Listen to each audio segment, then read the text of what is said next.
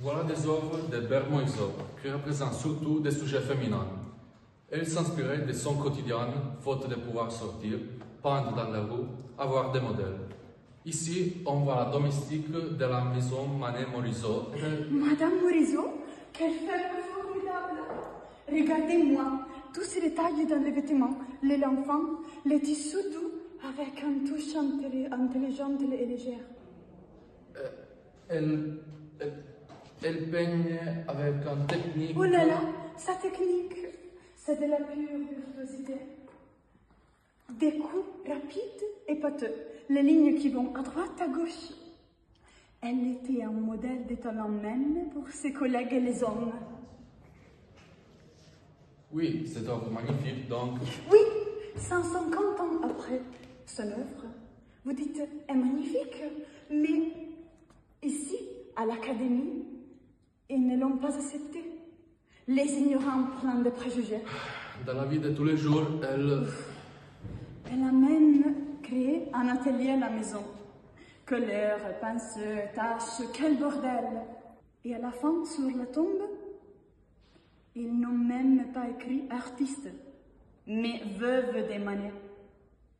Parfois, artiste, ça rime avec machiste. et tout ça, c'est les tableaux. Maintenant, on découvre une œuvre inhabituelle de Berthe Morisot, avec un personnage masculin, Eugène Manet son mari, et sa fille Julie. Ce sera lui à décrire l'œuvre. Monsieur, bonjour. Pardon, on vous dérange? Bonjour, mademoiselle. Mais pas du tout. Monsieur, pouvez-vous nous raconter quelque chose à propos de cette toile? C'est un instant de tranquillité. Quand on a besoin de rêver, on vient toujours ici. Avec Julie, on passe des moments calmes, tranquilles. On plonge dans cette verdure rassurante et généreuse. Ah, le printemps! Ah, monsieur, donc vous êtes un homme sensible. Vous appréciez la nature et la lumière. J'ai remarqué l'angle de feuillage et le changement de la couleur sur votre pantalon et votre veste. Oui, c'est une vieille veste. Et Julie, elle porte une petite robe de campagne. On vient ici seulement pour vivre des heures de sérénité et d'insouciance dans la nature. Tout à fait, monsieur. Votre femme représente ce sentiment d'intimité que l'on retrouve justement dans cette œuvre. L'intimité familiale dans la nature. Bien sûr, Julie, moi et la nature.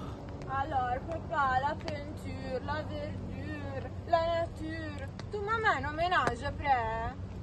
Dans ce célèbre tableau, on retrouve la sœur de Berthe, Edma, avec la petite fille Jean, appuyée à une balustrade. On va regarder les panoramas avec elle. Observez les contrastes entre les tons foncés de la robe d'Edma, les tons clairs de la fillette et les nuances du panorama. La balustrade représente en limite, en protection entre la ville et l'intimité. Encore une fois, on voit la représentation subtile des rapports familiaux, la ville de Paris, et juste à côté, j'ai vu un glacier formidable avec sa glace délicieuse au pistache. Pistache, vous avez dit?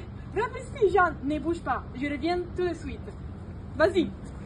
Mais alors, pas de manège et pas de glace. Mon Dieu, quelle fille gênante!